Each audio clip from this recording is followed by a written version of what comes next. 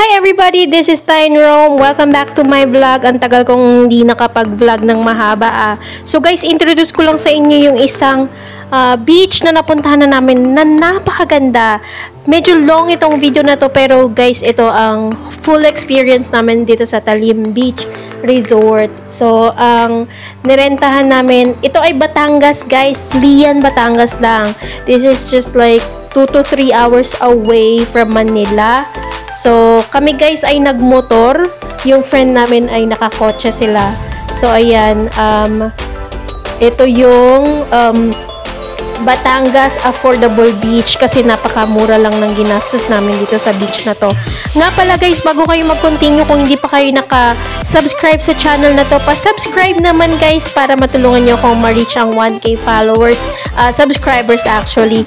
And kung kaya nyo makitapos ng video na to, medyo mahaba to pero I'm sure worth it ang panonood nyo nito. And pakiclick na rin yung bell button na yan guys para updated kayo sa ating mga bagong upload.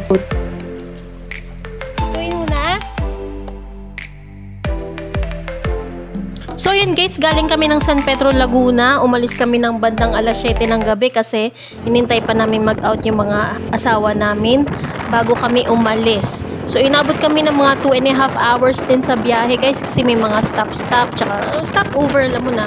Tapos nag-prepare na rin kami ng food, syempre bangus na iihawin namin nakabalot sa foil, and then nagluto na rin ako ng adobo. Bago nga pala kami pumunta guys, meron na kaming kausap na agent doon sa resort na pupuntahan namin. And meron na rin kaming rerentahan na space para sa aming tent pitching. Pinayagan kami guys na hindi na rent ng open cottage kasi the rest of the resorts here guys, nagre-require sila ng mag-rent ka ng open cottage which would cost you about 1,300 hanggang 2,000 depende sa dami nyo. So bandang alas 9:30 guys, nakarating kami ng Lian, Batangas. And ayan, sasakay kami ng boat, mga 10 to 15 minutes ride yan guys. So doon pa lang guys sa pagbaba nyo, pag-stop ninyo, meron ng parking area doon. Magbabayad ka doon ng 200 for car and then 100 pesos para sa motor. May CCTV naman yun guys, so safe ang iyong sasakyan. Ayan na-under na kami guys. Na-under na kami. Live vest doy, mag-live vest ka. Pa naman maroon lumangoy.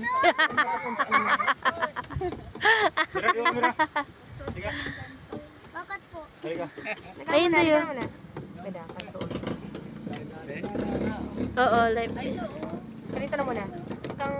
Kung malaki sang alon, ayan na nga guys, umaandar na ang aming bangka. Green ba yung tubig? Sa kawalan. dito na mahaba. Dito wala. Gagala si Cristel. Cristel! I-picture ka. Tsura. Ano daw ba? Island hopping daw. Island hopping. Kami sa island daw. Maglalasing kami kung. Saglit lang po kami dito eh. Maglalasing kami, baka di kayo makaikot. Next time na pag mahabang bakasyon namin.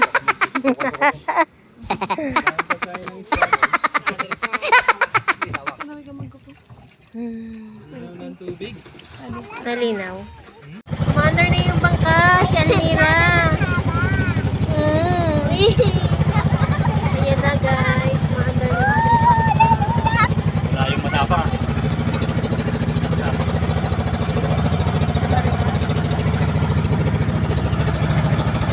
So yun guys, medyo mahina yung signal pero meron akong signal. Yung mga friends ko, wala silang signal actually. Ayan, maganda siguro yung cellphone ko kaya ganon. Anyways, malapit na kami dyan, bumaba. At ayun na nga guys, nakarating na kami. Pero in fairness guys, kasi malayo yung binabaan namin, malayo yung nilakad namin sa tubig kasi low tide na, alas 10 na kasi. Ayan, na low tide na siya. Ito na nga guys, nandito kami sa Maria Cristina campsite. So, ang ilaw nila dito guys ay solar. Yung ibang mga resort dito guys, generator ang gamit. Pero ito kasi bagong bukas lang, kaya medyo mura at napagbigyan kami sa mga gusto namin. So, ayun, solar ang ilaw nila, pinahiram nila kami. Tapos may CR dito guys.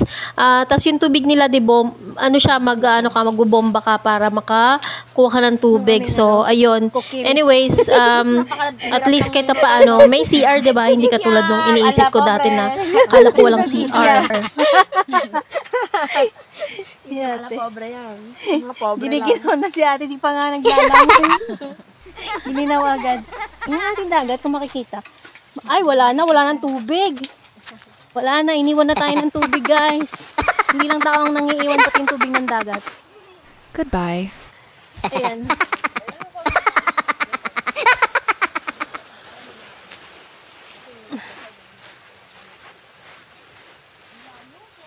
Ang ganda ng buwan Sana wala akong maapakan na bubog dito.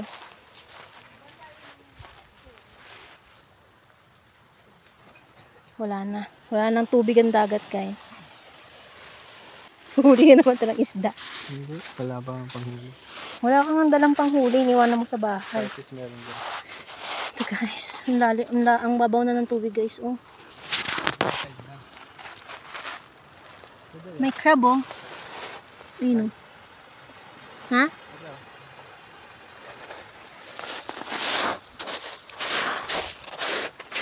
Ano yan? Isda. May isda dyan. May isda nga. Yan. Yan sa tapat mo. May ilawan ko. Ayun. Hindi siya kita sa camera ko. Starfish oh. Ayun yung isda oh. Ito yung starfish oh. Saan? Starfish, we're meant to fly. What? Starfish. Seeds.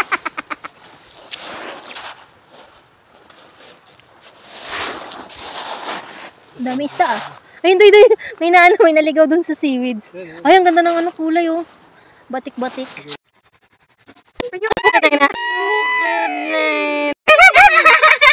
Nagugulat pa rin eh. Nagulat! Ganda ng tunog. Kaya nga. Nagulat ako eh. May audio na yun ito plastic. Baka So yun guys, nakapag-dinner na kami kasi bago pa kami pumunta dyan, meron na kaming sinaing at adobo. So yun na yung kinain namin. So ayan, chill-chill na muna. Inom-inom na muna ng konti. Ayan, tapos patugtog. Tapos ayan, merong lumapit sa akin na uang. Nakakagulat yan. Huh. Oh my God. Ayan, ang sarap ng kwentuhan, sarap din ng inuman yan, guys. Siyempre ako, ayoko namang malasing kaya ayokong uminom. Sila na lang. Ako ay tamang bangka lang sa kwentuhan, yun lang muna. Napakaganda ng buwan guys, ang liwanag ng buwan ng mga panahon ng mga oras na yan. Siyempre guys, bago kami nag-swimming, tinignan ko muna yung weather forecast no, for the following day at saka sa susunod pang araw. Para sure tayo na hindi uulan. So bago kayo umalis guys, make sure ninyo na i-check nyo muna yung weather para sigurado kayong hindi kayo mahahassle, okay? So, yun guys, alas 3 na natulog ang mga tao. Ayan, inabot na kami ng umaga, mga alas 8. Yan, gising namin yan guys. Napaganda ng paligid. Ayan na, nakikita na ang ganda sa umaga guys. Yan ang view. Oh my G, ka 0.05 challenge talaga to guys. Ang ganda.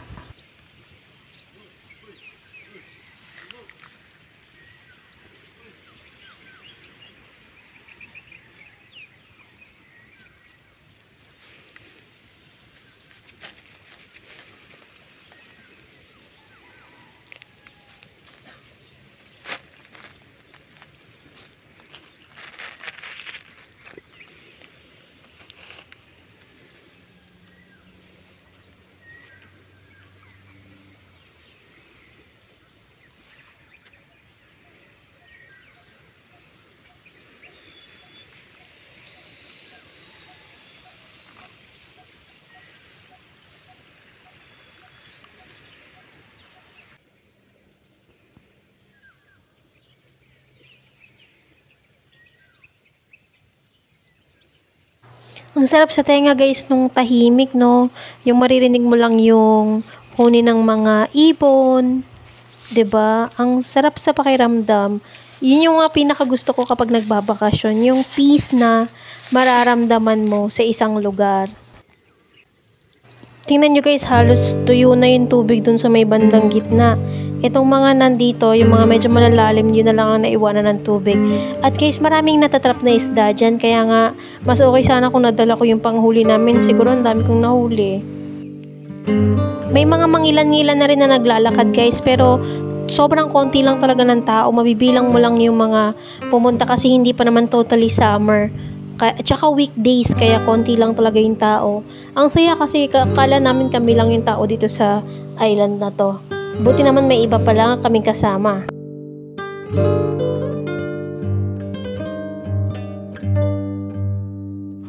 Lakad-lakad muna kami ng pamangkin ko kasi tulog pa yung mami niya. Ayan.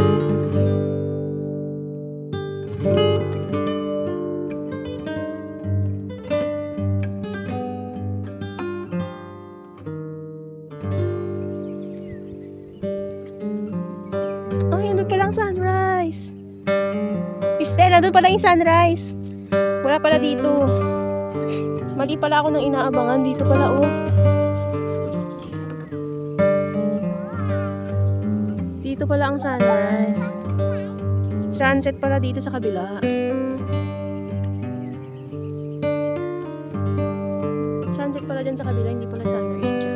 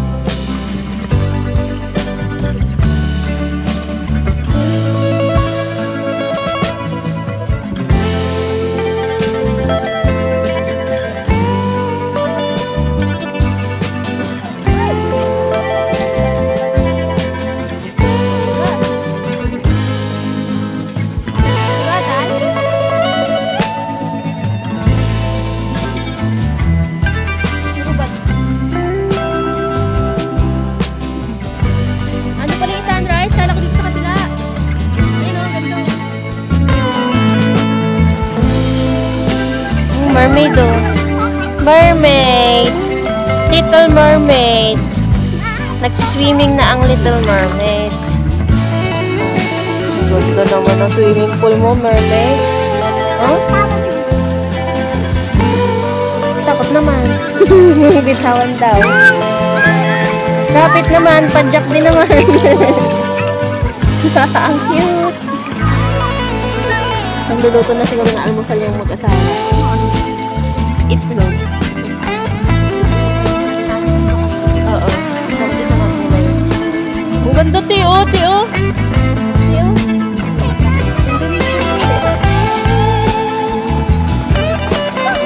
Kahit hindi ko masyadong relax ang pagka-rice ko. Ayos ko. Ang ganda. Pwede nang ilog-log yung cellphone eh. Ang ganda mo.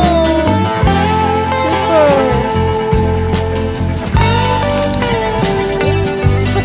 Kumaalat? Ang kilikili ba yan? Kilikili mo ata yun eh. Sobrang pa. Pagbagsak tulog eh. There we go.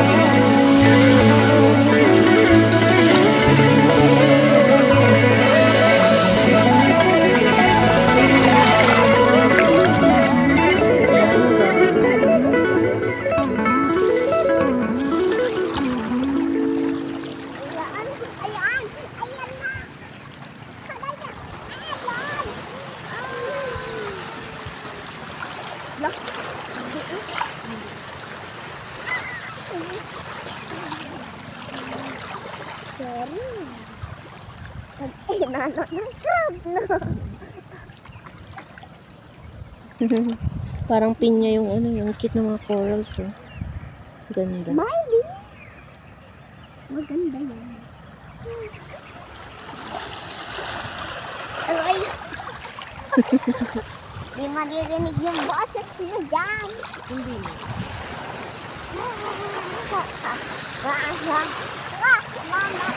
Ang haba nitong ano na to, island na to, daming beach. Oo. Pag napunta ka talaga sa ano, yung mga datihan ng beach, ang mahal. Ay, yung mga pangalan. Oo, yung mga ano na, sikat na.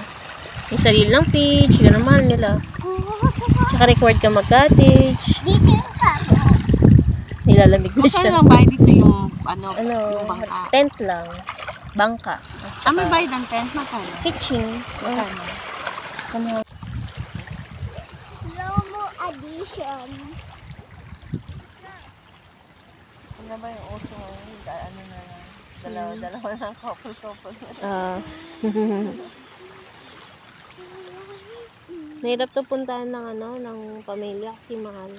Magbabangka pa kasi. Ito ay Ano bangka? ano, 200. Oo. Oo. Diba? Pero tingnan mo naman ang ganda kasi. Yung sunrise, sinapasilaw ako. Pag nagkalatagan ka, ganito din naman yung ano, ganito din naman yung itsura halos.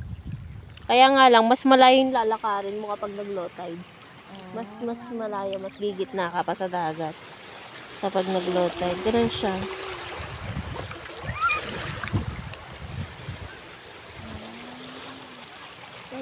Pero white sand din doon. Yung pinakris kasi yung mga bilog na ano, yung mga panghilog na ano. Oh. Makikinis. Oh. Ano. Dagat, hindi ilog ah. Dagat. Mm. Asan tabing kalsada, tabing dagat? Oo. Yung kabilaan ng bahay. Galing ah. Hindi ka ng airport. Ang galing. Oo, talaga. Katuwa. Nandun na lang. Ganda rin yung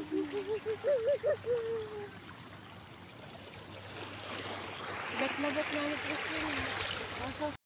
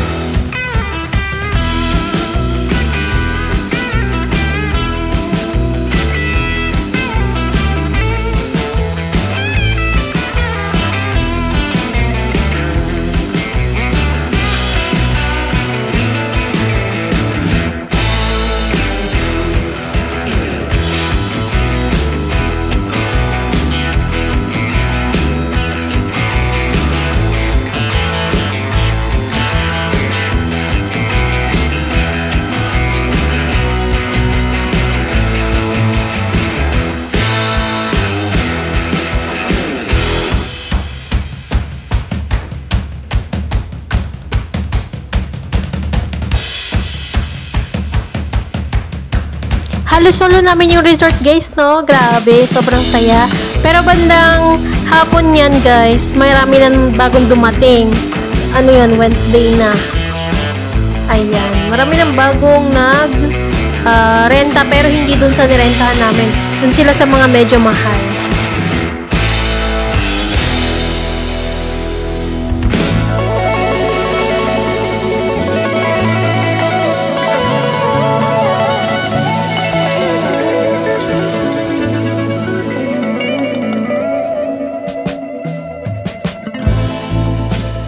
So, ayan guys, kitang-kita naman na sunog na ako. Pulang-pula na yung aking pisngi.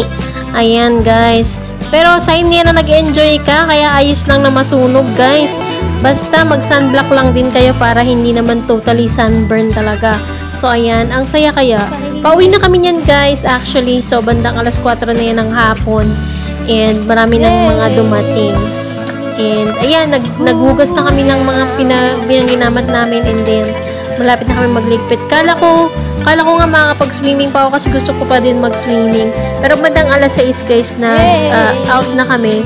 Tapos, sinundo na kami ng bangka. So, ang expenses namin guys, 200 for entrance per adult. overnight yon. Pag kids guys, 100. Pero 6 years old below, walang bayad. Tapos yung tent pitching, 200 each tent. Tapos yung water, 100 pesos. Tapos yung boat ride guys ay 200 pesos each. Adults yun guys. Yung aming kids ay hindi na pinabayaran. So sa aming dalawa ng hubby ko guys, dalawa kami, so 400 ang aming entrance kasi dalawa. Sa boat naman plus 400, so 800 na yon. And then plus sa tent pitching 200 din, so 1,000 na yon. Tapos yung parking namin guys na 100 pesos, so 1,100 pesos yung ginastos namin guys. Wala dun yung pagkain kasi yung pagkain guys ay pre-prepare na namin yun bago pa kami pumunta. So malaki ang natipid namin as in totally kasi meron kaming mga lutuan, meron kaming tent, meron kaming camping chair. So halos kumpleto ang gears namin. Nilagay ko ang link sa ilalim guys sa description box para naman at least meron kayong legit store na mapupuntahan kung sakasakaling you wanna buy same gears na ginamit namin. So, ayun guys, napakaganda talaga ng waves, napakaganda ng dagat. Ayan.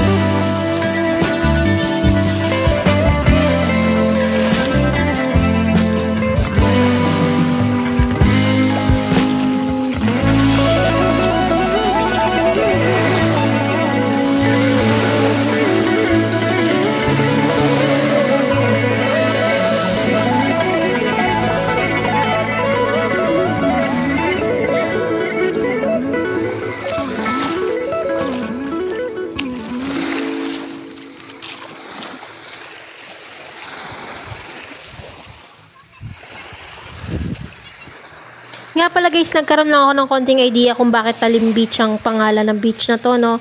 Kasi guys, yung mga bato nila dito ay matatalim.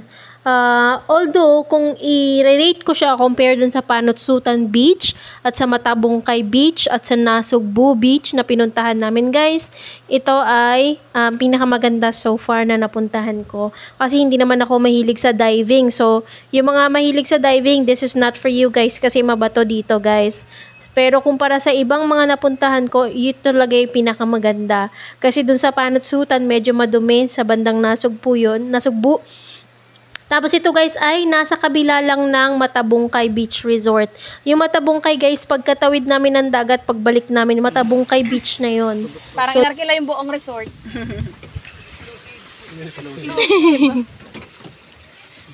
Weekdays ka. mas maganda ngayon ang view dito.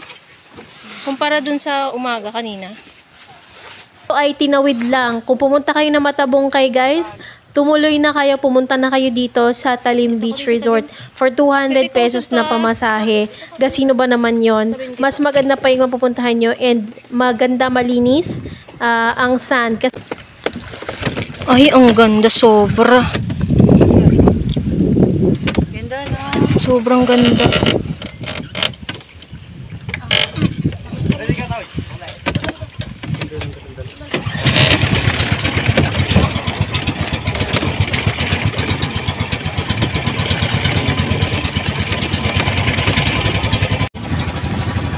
Ay, isang buwan na akong may pang-upload.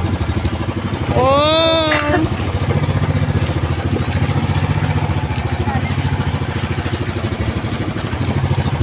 Ang ganda nyo dyan tatlo. Dali, picture nga ulit. 1, 2, 3. Mia! 1, 2, 3. Oh, diba? Ganda. Oo. Ay, hindi. Yan na. Nasa likod ni Almar. Usog ka, bebe. 1, 2, 3. 1, 2, 3. Ano, pag sunset, silhouette lang kayong tatlo. Oo. Ayan. Nakatingin sa malayo si Almar para akala alam na alam talagang ano eh. Alam na alam ang ano dapat na posing. Oo. Oh, Maro, nasa likod mo yung araw.